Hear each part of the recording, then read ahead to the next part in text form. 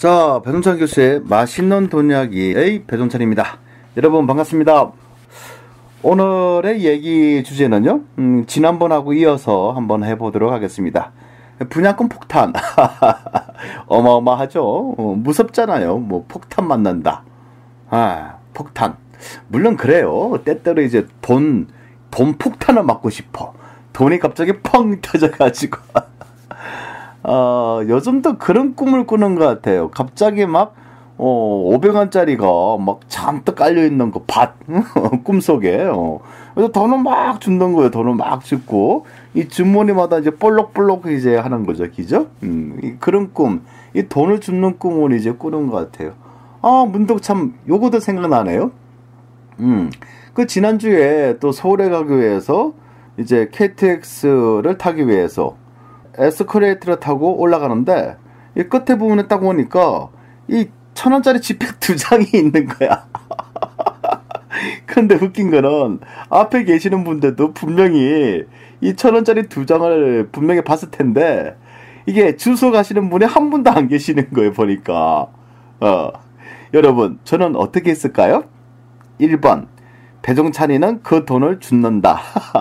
2번 저도 다른 사람처럼 스쳐 지나간다. 답은 당연히 1번이죠. 1번.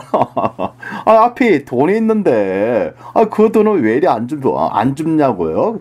아니 돈이 그러잖아요. 저 좀 살려주세요. 저를 구제해 주세요라고 몸부림을 치고 있잖아. 바람에 흔들려서 떨고 있잖아. 그런 거는 이제 구제를 해줘야 되겠잖아요. 그래서 얼른 주셨습니다. 그래서 그때 서울에 같이 올라간 일행이 있는데 그분한테 1,000원 주고 저도 1,000원 가지고 나눠 가졌어요. 예전에도 그래요. 예전에도 고속버스를 타는데 보니까 돈이 있는 거야. 5,000원짜리가. 그럼 어떻게 한다? 뭘 물어봐요. 그냥 얼른 주셔야지. 그 다음에 이제 주신 다음에 주변을 또 살펴봅니다. 혹시 또 주인이 나타나면 그 돈을 기꺼이 또 드려야죠. 그 뭐 1,000원, 뭐 5,000원 가지고 제가 할 건 아니잖아요. 다만 이 돈에 대한 이제 뭐라고 할까요? 그 소중함이라고 할까요? 2,000원이 있는데 그다음 5,000원짜리인데 그거 왜 안 줍냐 말이죠. 주셔야죠. 주선 다음에 주변을 살펴봐야죠.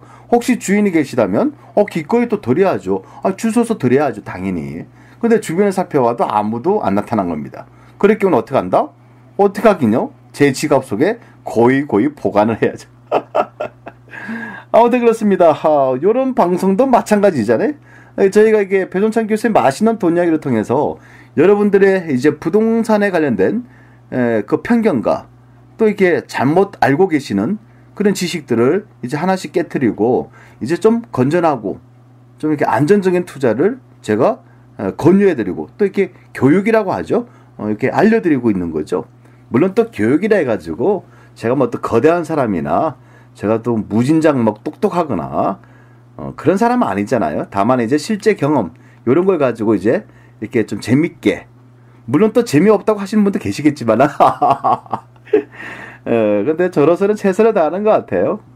아무튼 열심히 해보도록 하겠습니다.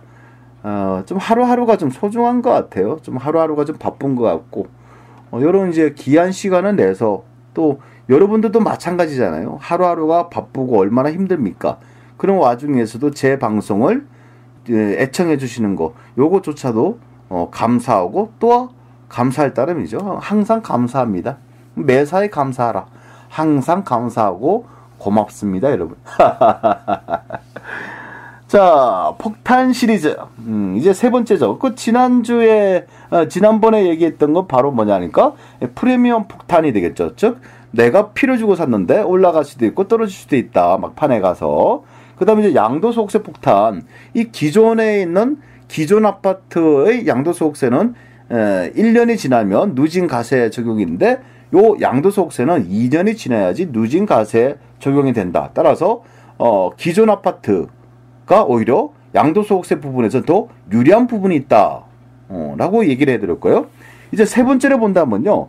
이제 우리가 분양권, 특히 이제 전매 지역 같은 전매 금지 지역, 전매를 허용하지 않는다는 게 전매 금지 지역이라 하죠. 그런 지역에 분양권을 사고 팔 때는 우리가 다운 계약서를 쓸 수도 있다는 거예요. 왜냐면 또 다운 계약서를 쓰자고 요구를 한다는 거죠. 누가? 매도인이. 요때 매도인은 누굽니까? 분양받아서 프리미엄을 받는 분을 매도인이라고 하죠. 근데 우리는 FM으로 신고하고 싶은데 매도인이 양도소득세가 많이 나오니까 그래서 양도소득세를 줄이기 위해서 어떻게 보면 탈세잖아요. 그걸 하기 위해서 다운 계약서를 써주면 내가 원래 프리미엄이 예를 들어서 5천만 원인데 뭐 1천만 원 깎아주겠다. 내지는 500만 원 깎아줬다. 요 계산을 잘해야 돼. 그러니까 그냥 5천만 원인데 1천만 원 깎아준다고 넙싹 그냥 알겠습니다라고 해서 5천만 원 주면서 다운 계약서에 2천만 원 썼다. 그러면 이제 문제가 발생하는 거죠. 그렇지 않나요? 그 왜 문제가 발생하냐? 예를 들어서 한번 계산 한번 해볼까요? 나는 5천만 원을 프리미엄을 줬는데 우리가 분양권 매매 계약서는 2천만 원을 썼다는 얘기입니다. 나는 이제 3천만 원을 이제 더 적게 쓴 거죠. 그런데 내가 5천만 원짜리를 이제 5천만 원 주고 사는 요 분양권을 이제 전매가 허용돼 가지고 다른 사람한테 이제 6천만 원에 파는 겁니다. 그럼 실제적으로 나는 5천만 원에 사가지고 6천만 원에 파는 거잖아요. 그리고 1년 6개월이 지났어요. 그 5천만 원 사가지고 6천만 원 파니까 프리미엄이 1천만 원 되겠죠. 1천만 원에 기본 공제 250만 원 빼면 프리미엄이 750만 원 되겠죠. 여기다가 공인중개사 수수료, 예를 들어서 FM 수수료 100만 원 빼고, 그럼 650이 되겠죠. 요 650만 원에 대해서 40%, 즉 뭐 한 200 몇십만 원 정도 되겠죠. 요거를 납부해야 되는데 내가 과거에 취득한 게 실제 5천만 원 주고 취득을 했지만은 과거에 취득할 때 내가 다운 계약서를 써줬잖아. 2천만 원짜리를. 그러면 2천만 원짜리를 해서 내가 팔 때는 6천만 원이잖아요. 그 갭이 얼마냐? 4천만 원이에요. 4천만 원. 요 4천만 원에 대해서 예를 들어서 1년 6개월 안에 팔았다. 그러면 4천만 원에 대해서 양도소득세가 40% 들으면 대략적으로 4, 46. 한 천 몇백만 원 나오잖아요. 한 2, 300 나오겠네. 그렇게 되는 거예요, 이게. 그러니까 5천만 원을 사서 만약에 6천만 원을 정상적으로 내가 팔았다면 양도소득세가 몇백인데 이제는 다운 계약서를 예전에 응해줬기 때문에 2천만 원 주고 사가지고 내가 6천만 원 팔았다. 그 차액이 4천만 원이다. 여기에 대해서 세금이 40%가 나온다는 겁니다. 물론 이제 기본공제돼 있고 뭐 수수료 같은 거 빼야 되지만 대략적으로 그냥 이제 생각한다면 이런 부분이 있는 겁니다. 그럼 내가 몇백만 원 납부할 거를 천몇백만 원 납부하는 거야. 1,000만 원 또는 더 납부를 할 수 있겠죠. 이런 부분에 문제가 있기 때문에 500만 원 깎아준다, 1,000만 원 깎아준다. 이런 부분도 이제 우리가 흔쾌히 이제 응하면 안 된다는 거죠. 그래서 이런 부분도 우리가 양도소득세 부분에서 이제 참고를 좀 하셔야 되고요. 또 중요한 거는 교수님 뭐 1,000만 원 깎아줬으면 예를 들어서 1,000만 원 깎아주고 양도소득세 내가 1,200원 납부하면 200만 원 차이밖에 안 되는데 뭘 그런 거 가지고 쪼잔하게 또 그럽니까? 이렇게 말하면 또 할 말 없어. 200만 원 더 낸다 하더라. 그런데 여기서 더 중요한 게 있습니다. 여러분 뭐가 있냐고 하면요. 요 A가 분양을 받았어요. 그 다음에 B한테 팔았어요. 얼마에? 5천만 원에. 그리고 다운 계약서 2천만 원 썼어. 요 B라는 사람이 또 C한테 또 팔았어요. 얼마에? 6천만 원에. 그런데 또 다운 계약서를 썼어. 그럴 수도 있잖아요. 그 다음에 또 요 C라는 사람이 이제 D라는 사람한테 1억 원에 또 팔았어요. 이게 P를. 그 다음에 또 다운 계약서를 썼단 말이에요. 이게. 그럴 수 있겠죠. 요때까지가 D하고까지의 요게 전매 제한 구역에 이제 4번을 돌았다는 거예요. 한 번, 두 번, 3번을 돌았다는 겁니다. 그 다음에 또 1억이 됐는데 이제 전매가 허용됐어요. 허용돼가지고 전매 금지 기간이 지났다는 얘기죠. 허용돼가지고 이게 또 1억 원을 줬는데 또 5천만 원 더 붙어서 1억 5천에 팔았어. 그래서 최종 소유자가 입주를 해야 돼. 입주를 하는데 이제 입주를 하기 위해서 이전 등기를 하는데 최종 소유자가 1억 5천만 원. 그 분양 금액 더하기 프리미엄 1억 5천을 FM대로 그냥 신고를 해버리는 거야. 5천만 원부터 시작해서 1억 5천까지 갔는데 1억 원의 갭이 있는데 다운 계약서는 2천만 원부터 시작했잖아요. 그럼 중간에 요거는 누가 세금을 부담하냐? 양도소득세를 요 부분에서 걸리는 겁니다. 요 부분이. 물론 이렇게 해제는 많이 안 하면 되지 않겠습니까? A가 분양받고 B, C, D, E 이렇게 이전이 많이 된 거를 안 사면 되지 않겠습니까? 라고 표현할 수 있겠지만은, 요건 전매 금지 기간이 1년이라 그러면, 요게 누구한테 팔리는지 우리가 어떻게 알겠습니까? 그렇지 않나요? 우리가 알 수 있는 방법이 뭐가 있을까요? 전매 예, 전매 금지 기간에 분양권을 불법으로 사고 팔았다. 요걸 누가 신고를 하냐고. 신고 아무도 안 하지. 그래서 최종 소유자가 FM대로 신고를 할 때, 부동산 거래 신고를 할 때 나중에 시간 지나서 2년 뒤 또 입주하는 시점이니까 2년 6개월 뒤 또는 3년 뒤 요게 FM대로 신고를 할 경우에는 다 다치게 돼 있다는 거죠. 요게 폭탄이죠. 그렇지 않나요? 그리고 중간에 FM대로 세금 신고도 안 했잖아요. 중간에 다 다운 계약서를 썼다면 요런 문제가 발생이 되는 거고, 최종적으로는 원분양자는 나는 프리미엄 5천만 원 묻고 다운 계약서 써줬는데 이게 돌고 돌아가지고 2억 내지 3억이 됐다. 그때 양도소득세는 원분양자한테 타격이 갈 수밖에 없다는 얘기죠. 요게 폭탄입니다. 여러분, 분양권을 취득해가지고 내가 양도소득세를 조금 내기 위해서 다운계약서를 써드리죠. 그럼 양도소득세가 줄였다고 좋아하지만 중간에 이게 B가 C가 D가 요 분양권을 사고 팔고 한 전매를 한 매수자가 누군지도 모르시잖아. 그런 세금을 어떻게 하시겠어요? 나는 5천만 원 받고 다운계약서 2천만 원 써줬다. 요거는 끝이 아니라는 얘기입니다. 먼 훗날에. 먼 훗날도 아니죠. 아파트가 완공되면 FM대로 세금 신고해버리면 매수자가, 여러분들은 다운계약서 쓴 게 뭐한다? 걸릴 수밖에 없다는 거죠. 그래서 안 걸리게 이제 안 걸릴 사람을 이제 만나야지. 그래서 이제 매수인을 보고 매수인을 대해서 또 평가를 하는 겁니다. 또 이게 부동산이 좀 희한해요. 우리가 이제 부동산을 살 때는 매수인 입장에서는 매도인을 잘 만나야 되잖아요. 근데 이 분양권 같은 경우는 또 누구를 잘 만나야 돼요? 매수인을 잘 만나야 되는 거니까. 이게. 그래서 이렇게 공격과 방어는 부동산은 많이 알고 있을수록 공격하는 방법과 방어하는 방법이 다 틀리다는 겁니다. 또 부동산은 많이 알면 알수록 처세술이라고 그러죠. 그런 거를 내가 누구한테 팔아야 되냐, 이런 것조차도 우리는 알 수가 있는 거야. 그냥 매수인이 나타났네? 얼른 팔아야겠다. 프리미엄 1억 받고 팔아야겠다. 요게 아니라는 얘기입니다. 매수인이 있네? 요분이 어떤 분이신가? 어떤 분인가? 요분이 나중에 무엇을 어떻게 할 것인가? 세금 신고를. 요런 것까지 유추를 해야 된다는 얘기입니다. 그래서 그런 분들에 한해서 부동산을 팔아야 된다는 얘기죠. 요 단계까지 가셔야 됩니다. 지금 프리미엄 받았다고 좋아하는 것보다 차후에 안 다치게끔 요런 가중도 이제 겪으셔야죠. 자, 네 번째는 뭐가 있냐는 하면요. 내가 매도를 하고 그냥 양도소득세 신고를 했어. 다운계약서가 됐든 뭐가 됐든. 근데 나중에 또 뭐가 되니까 또 세금. 이 중간에도 뭐 다운계약서 썼어. 또 중간에도 또 다운계약서 썼어. 근데 이게 맨 끝에 있는 사람이 콱 FM대로 한 게 아니라 이제 중간에 있는 사람이 에라 모르겠다. 나 FM대로 그냥 신고하는 경우겠죠. 그럴 경우에는 다운계약서 썼다 하더라도 오히려 이제 법에 위반되잖아요. 오히려 법에 대해서 제재를 받고 위반에 대한 또 과태료가 부과되잖아. 그래서 나는 무사히 팔았다. 요게 다가 아닙니다. 무사히 팔았다 하더라도 맨 끝에 있는 사람이 FM으로 신고한 게 아니라 중간에 있는 사람이 자수하는 경우가 있어. 그런 경우에는 팔았다 하더라도 또 문제가 되고. 거기다가 이제 불법 계약서를 썼잖아요. 거기에 대한 책임을 또 묻으셔야 되잖아요. 이게 이제 폭탄이지 않나요? 그냥 뭐 프리미엄이 떨어진 것도 폭탄이지만 중간중간에 전혀 예상하지도 못한, 생각하지도 못한 그런 사례들이 하나씩 불쑥불쑥 튀어나온다는 거죠.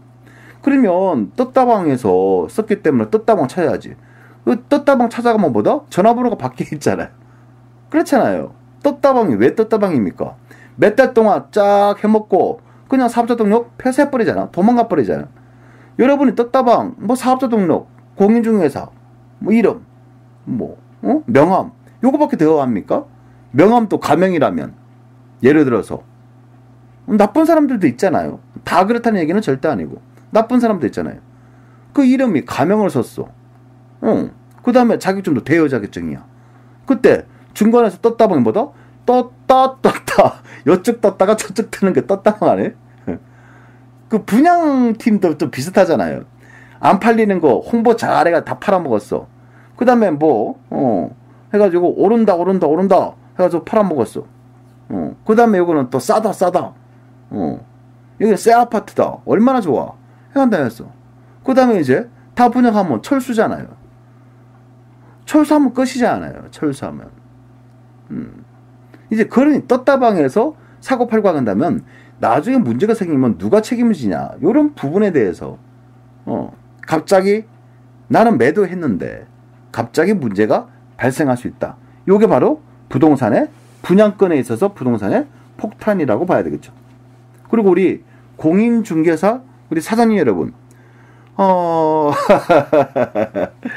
예, 제가 그 명지대 부동산대학원의 공인중개사 실무교육 담당에 이제 교수로 있었잖아요. 그래서 우리 명지대학교 부동산대학원의 공인중개사 실무교육 담당 한 2,000 몇백 명 정도가 공인중개사 사장님들이 배출이 됐습니다. 저를 통해서 가신 분들도 한 2,000명 가까이 되겠죠. 수많은 공인중개사 이제 합격하신 분들이 개업하시기 위해서 이제 실무교육을 이제 받으셔야 되거든요. 이제 그런 강의, 뭐 매주 서울에 올라가서 이제 그런 강의 했잖아요. 그래서 우리 자격증을 이제 갖다 하신 분들은 알고 계시죠. 이렇게 다운 계약서나 업 계약서를 썼다가는 문제가 발생된다는 거. 근데 이제 올해 이제 좀 베테랑급 정도 되면 뭐 적절하게 다운 계약서, 업 계약서를 쓰는 경우도 있겠죠. 하지만 여러분 아시다시피 잘못 썼다가는 이거 조심해야 돼. 아니 2년 3년 동안 열심히 준비했잖아요. 아니 자격증 시험 준비한다고 우리 아무것도 못했지 않습니까? 예. 근데 그게 이제 훅 하고 나가면 얼마나 문제예요. 그러니까 뭐 500만 원, 1000만 원 먹다가 500만 원, 1000만 원이 수수료 생각하다가 다운 계약서도 써주고 업 계약서도 써주고 이렇게 진행하다가 훅 하고 가버리면 그 자격증이 날아가 버리겠죠. 물론 또 이런 분도 계시겠죠. 그래서 300만 원씩 해가지고 한 10건 하면 3천만 원, 100건 하면 3억. 그래요. 3억 먹고 튀자. 이렇게 생각하는 분도 계시겠지만 그건 너무 국소적인 생각이죠. 또 이게 도망가신다고 해가지고 어디까지 도망가시겠습니까? 그래서 웬만하면 다운 계약서하고 업 계약서를 좀 자제 좀 해주시고요. 우리 공인중개사 사장님도 마찬가지잖아요. 예를 들어서 떴다방을 했다. 또 대여를 했다. 그런데 요 대여를 해줬는데 떴다방에서 그냥 공인중개사도 아닌 사람들이 그냥 대여를 받고 그냥 막 홍보해가지고 그 중간 마진 그냥 받아먹고 혹 도망가지고 문제 터졌다. 그러면 대여하신 우리 공인중개사 사장님이 책임이시잖아요. 이제 그런 부분에 대해서 조심을 하셔야 됩니다. 그 다음에 매수인이 또 어떤 분인가, 또 매도인이 또 어떤 분인가, 이런 것도 좀 조심하셔야겠죠.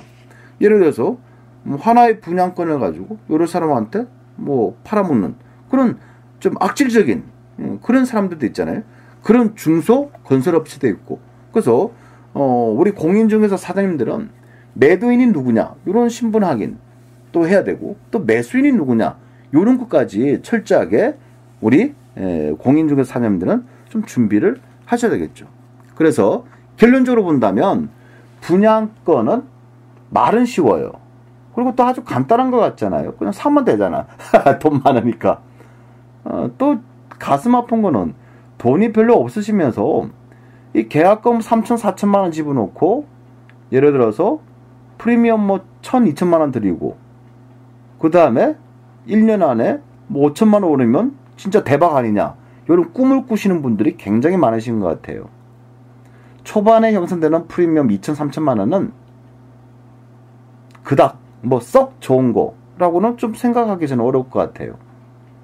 그래서 왜냐하면 초반에 들어온 그 세력이라고 봅시다. 초반에 들어온 그 떴다방 그런 분들이 처음에 확 올려놓잖아요. 그 다음에 이제 한 2달, 3달 지나면 확 떨어지고 그런 이제 절차가 있다는 거죠. 그래서 그런 부분들까지 바람에 의해서 우르르 갔다가 바람에 의해서 우르르 팔고 이제 그런 현상은 여러분들이 자제를 좀 하셔야 된다. 그 부동산 폭탄, 혹시 여러분한테 분양권을 사시면서 다운 계약서 협조해달라고 하면 그런 거 하지 마세요. 예. 여러분들이 다운계약서 응해줬다가는 나중에 여러분들이 급하게 파실 때 그 사람의 다운한 금액 곱하기 40% 과태료가 부과되잖아. 그렇지 않나요? 그래서 이왕이면 정석대로 이렇게 이제 생각하시고, 또 어떤 분양권은 뭐 계약금 뭐 2천만 원에 피가 없다. 그냥 계약금 2천만 원만 집어넣는다. 때때로 어떤 아파트 분양권은 계약금 1,000만 원이면 계약서 써준다라는 것도 있잖아요. 미분양 된 것 중에. 그래서 계약금 1,000만 원만 집어넣고 미분양이 해소가 되면 피가 붙을 것이다. 이렇게 해서 홍보를 하지 않나요? 그다음 입주하기 전에는 예를 들어서 프리미엄이 뭐 1,000에서 2,000 붙을 수도 있어요. 근데 그건 실질적으로 피가 아니잖아요. 그럼 계약금 1,000만 원 집어넣고 입주할 때 이제 정보지, 또 네이버 부동산 분양권 이런 거 보면 피가 1,000만 원 형성돼 있다고. 입주하기 한 석 달 전에. 근데 그 1,000만 원 뭐냐니까, 이거를 매입한 사람 입장에서는 최소한 1,000만 원을 받아야죠. 왜? 중도금 이자 후불제니까 중도금 납부하셔야 되잖아. 그 다음에 사고팔고 했으니까 수수료 납부하셔야 되잖아요. 그 다음에 또 이전 등기 또 하시게 되면 또 이전 등기 하셔야 되잖아요. 그래서 1,000만 원, 2,000만 원 나오는 겁니다. 초반에. 근데 끝날 때도, 그런 미분양된 아파트의 특징은 끝날 때도 우리가 보기에는 1,000만 원 투자했는데 요거 그래도 피가 500만 원 붙어서 좋아하시잖아요. 그거 좋아하실 거 하나도 없어요. 중도금 이자 후불제면 중도금 납부하셔야 되잖아. 중도금 무이자라고요? 그러면 더 후진 거지. 아니 계약금 1,000만 원에 중도금까지 무이자다. 그게 뭐 팍팍 올라가겠습니까? 그 정도로 건설회사가 분양 받은 사람이 납부해야 될 은행 이자까지 대신 납부하고, 계약금 3,000만 원 받아야 된다는데 1,000만 원만 받아. 아니 계약금 1,000만 원만 받고 중도금을 무이자로 해준다. 투자자 보기에는 싸다라고 볼 수 있지만 그만큼 인기가 없는 지역이는 거죠.